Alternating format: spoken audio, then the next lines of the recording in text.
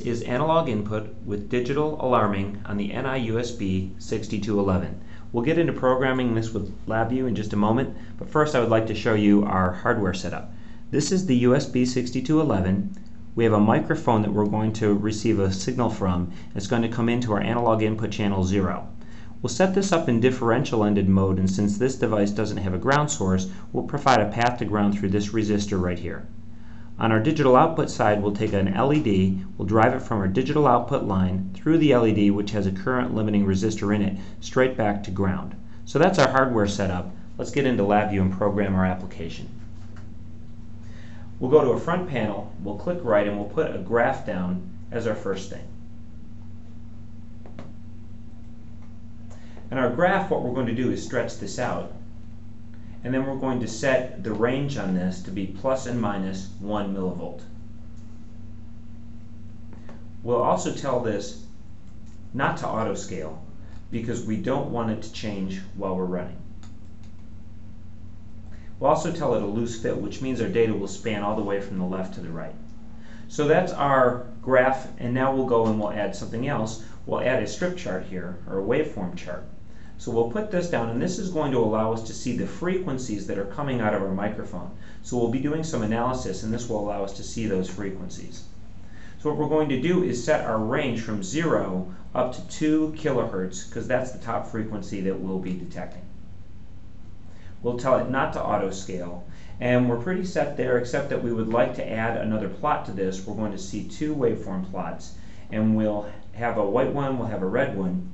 We'll change the thickness though so that you can see it better when they're plotting. The last thing that we'll do on our front panel is put an LED. So we'll click right, and this is going to be a virtual LED that will just mimic exactly what's happening on our real world LED. And again, our real world LED is right here coming into the 6211. So that's our front panel. Let's go back to our diagram and program our application. First thing that we'll do is click the right mouse button and we'll get a DAC assistant. And we're going to set up our data acquisition. Now we're acquiring a dynamic signal, so we'll have analog input, voltage, we'll choose it on our channel AI0, and we're going to acquire it at a bit higher rate, so we'll set that in just a moment. First thing that we would like to do is set the range. So we know that our microphone is not powered, so we're going to need to amplify that. So we'll set it for plus and minus 100 millivolts, and that will engage the onboard amplifier. It's already set up for differential ended mode, so that's fine. What we'd like to do is to tell it to acquire continuous samples. We would like to set up our number of acquisition samples to be 4096. We'll be doing some spectral analysis, so that's a good binary number to choose. And then we'll set our acquisition rate to be 20,000 samples per second.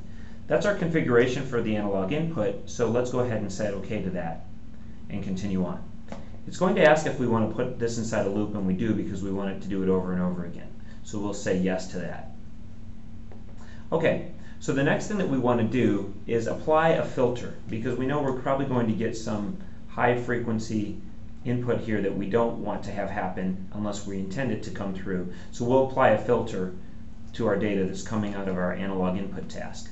So we'll go into our express functions, we'll get our filter function, and we'll put it down, and then we'll set up our filter. So inside of our filter task, we want a low pass option. We want to filter everything that's from 2000 hertz and up. We want to filter that out, so this will be low pass, and we'll say OK to that. Next, we can take our data that's being acquired and we can run it into our filter function, and that will only allow 2000 hertz and below to pass through. Next, we want to go and wire that filtered signal up to our waveform graph, so we'll connect that up there. Okay, what we would like to do next is go and find out what the predominant frequency is coming through the microphone. And the way we're going to do this is with another express function called a tone extraction function. So we'll go get that function, we'll put it in, and we'll answer a few questions about that. Basically, we don't want to read amplitude out of this, we would instead just want the frequency. So we'll say OK to that, and that's going to go and pull out the primary tone.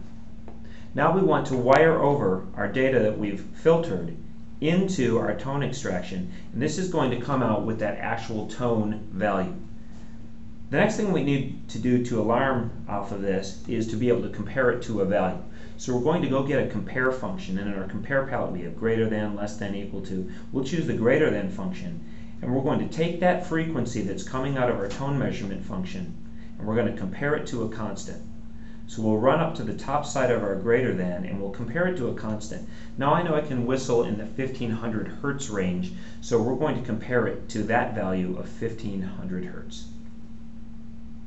What we would like to do next now is show this on our waveform chart. We're going to show what is the predominant frequency coming out of our microphone, and we're going to compare that to 1500. So I'd like to show both of those on the chart.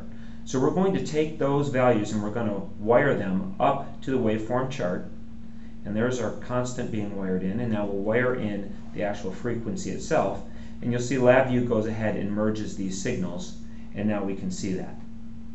The last thing that we need to do here is output the alarm. So when we get a true state that we're above 1500 hertz, we want to issue a digital alarm. So we'll take another DAC assistant, we'll put it in here, and we're going to tell it to generate signals, digital output, line out, and then we're going to choose line 0. And remember, in our hardware setup, this is digital output line 0 right here. Okay, so we're set and ready to go there. And now we need to wire the output of our compare into our digital output line. So we'll wire that over right there.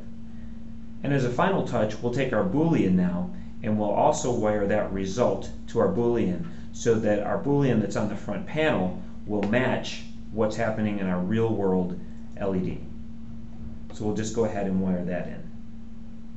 Alright, so that's our program. We've got our diagram all set up. Now we're ready to run this, and we'll hit the run button. And so we see our waveform coming in. We see some lower frequencies that are included in my voice. And what I'm going to do is whistle, and if I'm above 1500 hertz, the LED should come on, both the virtual one and the one in the real world.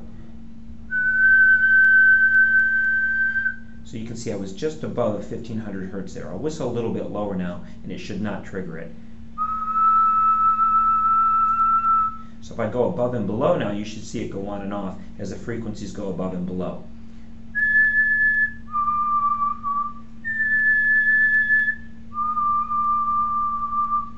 So you can see indeed it does trigger, and it's triggering based on our frequency. That frequency is being acquired at higher acquisition rates that are made possible by the 6211's acquisition frequency capability. So this is an application that shows how to do analog input with digital triggering on the NI 6211.